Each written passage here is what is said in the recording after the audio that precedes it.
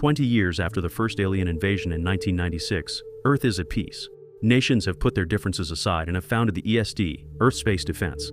With the pieces they salvaged from fallen ships, they've reverse-engineered alien technology and created an alert system against extraterrestrial threats. The ESD has set up its headquarters in Area 51 and bases on the Moon, Mars, and Saturn's moon Rhea.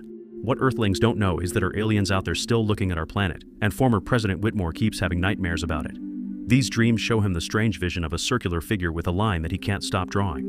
Meanwhile, on the moon base, Jake and Charlie are towing new parts of the base's defense system to create a giant weapon. In the process, something mysteriously goes wrong and the tugs can't keep the weapon up. Commander Jag asks the boys to pull back, but Jake ignores orders and uses his ship to push the weapon back up. He triggers the fusion drive, which could potentially burn down the ship, but Jake works fast and puts the weapon back into place before that can happen. When he returns to the base, Jang still scolds Jake because he blames it for the mistake and grounds him until further notice. In Area 51, General Adams is called to the base for an emergency. The aliens that they captured 20 years ago have always been in a catatonic state until now. They're suddenly awake and shaking in their cages. Adams wants to discuss this with the ESD director, but he's unreachable. It turns out David is in Africa with Floyd, a government-appointed controller. They meet with warlord Umbutu and his rebel forces, whose headquarters are surrounded by alien bones. They aren't happy to see David, but before things can escalate, Catherine cuts in and assures the warriors David is with her. Apparently Catherine has been working here for a while, studying the psychic connection that Umbutu has with the aliens. Catherine takes David to see the only ship that landed on Earth 20 years ago. The locals had fought the aliens that came out of this ship for 10 years, and Umbutu explains that the ship lights turned on by themselves 2 days ago. They also discover a giant hole in the ground, revealing the aliens had been trying to drill into the planet's core and stopped when they blew up the mothership during the First War. The group enters the ship and discovers the computer is sending a signal that David recognizes as a distress call that someone already answered. Back in the Moon, Jake has a video chat with her girlfriend Patricia, who happens to be Whitmore's daughter. Patricia informs him the International Legacy Squadron will visit the Moon base soon, and that includes their friend Dylan, who Jake had a fight with some years ago. Jake almost got Dylan killed during a flying test, so Patricia wants Jake to be nice and accept it was his fault. Sometime later, the squadron arrives and everyone is excited to meet Dylan because he's the stepson of the First War hero Stephen. During lunch, Jake meets with Dylan and instead of being nice, he taunts him, saying Dylan was in his way again. This makes Dylan punch him, getting the attention of Jang. Jake covers for Dylan and says he just fell before returning to his room, where he admits to Charlie he's taken it too far.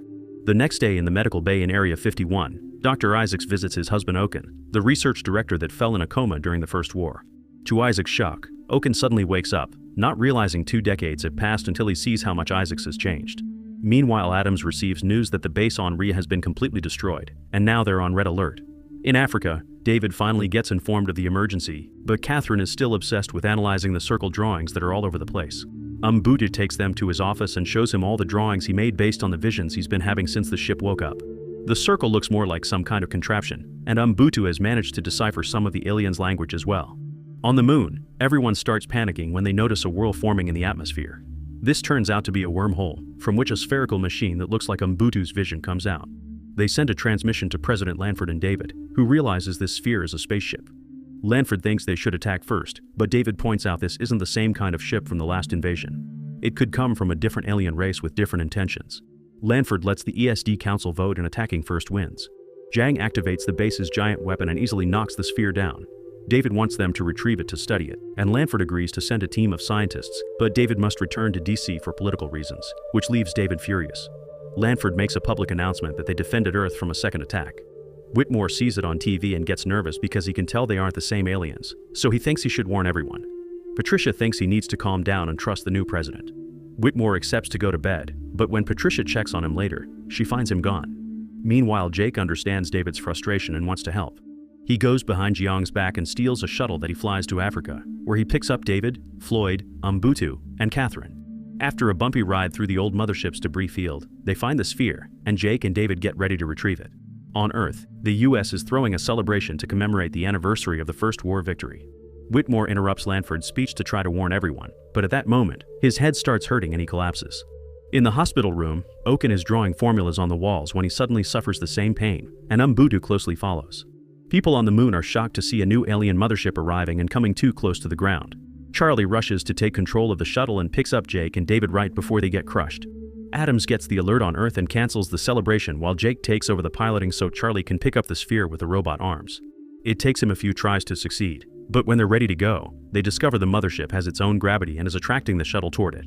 Jang sends the pilots and activates the giant weapon, but the shot fails and the pilots have to come back. The mothership returns the shots and destroys the weapon. Thus Jang orders everyone to evacuate right before the ship flies too close and destroys a good section of the moon, including the base.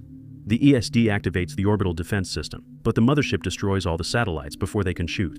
A few minutes later, the mothership reaches Earth, dragging down Jake's shuttle with it.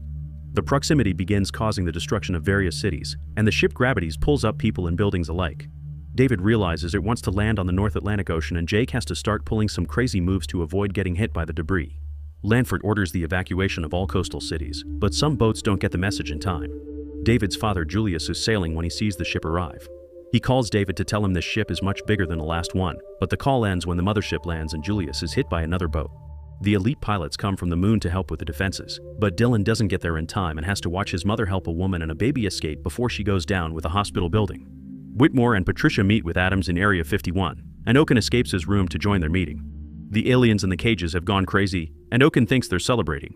While David and the others arrive too, Whitmore sneaks into a sealed room and releases one of the aliens to establish communication. The alien uses its tentacle to grab Whitmore and talk through him, saying she has arrived, she is all. Catherine shows the alien the circle symbol, asking what it means, causing the alien to get furious. The soldiers realize the tantrum is about to kill Whitmore, so they shoot the alien to stop it. Bullets don't do much, but Umbudu comes through and uses his blades to attack the alien. This big body is just armor, and once it's broken the real small alien comes out, which Umbudu immediately kills. Meanwhile at the coast, a group of siblings that just lost their parents are trying to drive away and find shelter. Among the debris, they discover Julius' destroyed boat and the man unconscious inside. They confirm he's still alive and take him with them. The Area 51 team scans the mothership, which helps David understand that she is all means the aliens are a big hive and their huge queen just arrived. Then a reconnaissance aircraft sends them a live feed from under the sea, showing this mothership is drilling too. It seems they're after Earth's molten core, and if they get it they would destroy all life as we know it. David points out that during the First War, they won by destroying the mothership, meaning there must have been another queen inside the ship back then. That implies they don't need to destroy this much more powerful ship, they just need to kill the queen. Lanford authorizes a mission to find the queen, and all the pilots get ready. Drones will fly ahead to disable the shields, then the pilots will fly cover for the bombers that will shoot cold fusion warheads that should penetrate the hull and kill the queen. The pilots approach the mothership, which immediately opens its defenses. The jets try their best to fly around it and maintain a defensive posture, but the ship is too heavily guarded and it's impossible to reach the top of the ship. After losing 2 bombers, Jake points out that entering the ship is the only chance they have.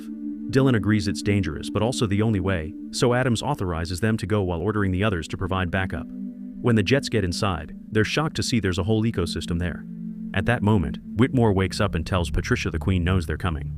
Patricia rushes to Adams to inform him it's a trap, but it's too late. The queen sends a special wave that disables all the jets.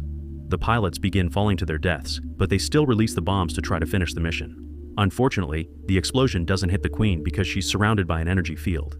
Suddenly a second wave comes out of the alien system, and this one is so big that it disables all satellites, the Area 51 base, and the president's bunker. Then the mothership uses the opportunity to attack the bunker, killing everyone inside including Lanford.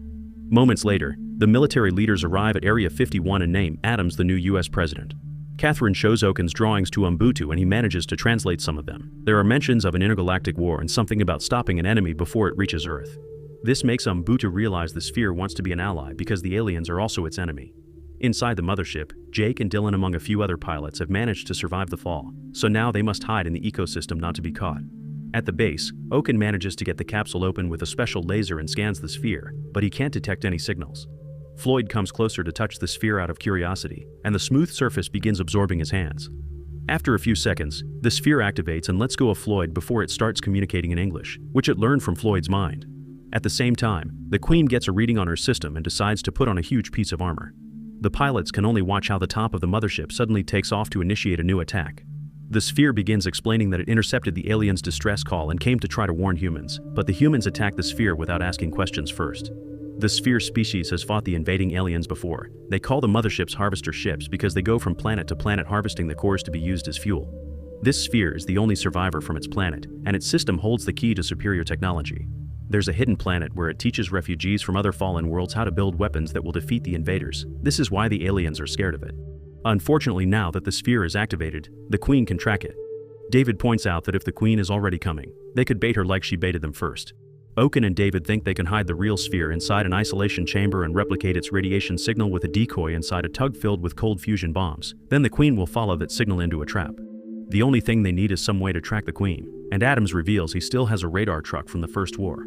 Adams and David talk with a few pilots that are left, explaining that since the satellites are down, someone will have to fly in manually to detonate the bombs, meaning that pilot won't survive the mission. Patricia tries to volunteer, but Whitmore cuts in and accepts the mission, ignoring his daughter's disapproval. Meanwhile, Julius wakes up and convinces the siblings to take him to Area 51. However, they're running out of gas and moving at a glacial speed. They stop by a gas station and find a school bus full of kids that were abandoned by the driver, so Julius takes over and with all the kids aboard, he begins driving the bus toward Area 51. Inside the mothership, the pilots find the aliens' hangar. Jake runs ahead to distract the aliens by insulting them and peeing on their floor while his friends steal the jets. The aliens don't take Jake's insults well and open fire, but before they can hit Jake, the pilots take off on the jets and pick Jake up. Immediately the aliens begin chasing after them and closing the doors, so the pilots have to pull some extra moves to avoid getting killed. In the heat of the battle, Jake apologizes to Dylan for almost killing him all those years ago. After a few close calls, the pilots manage to reach the doors and escape right before they close. Everyone at the base gets ready for the attack. Patricia watches her father leave despite her protests and decides to fly along to help him. At that moment, Julius and the kids arrive on the bus at the same time the Queen arrives with her army. As the base and the aliens both open fire to start a new war, David notices the bus and brings it over to his sector for protection. The sphere is put in the isolation chamber and the Queen falls for it, believing Whitmore has the real signal. Patricia flies her jet near her dad's and says goodbye before he faces his sacrifice.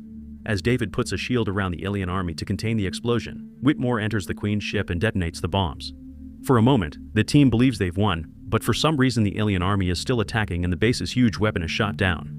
As the smoke clears, it's revealed the Queen is still alive because she protected herself with her own energy shield.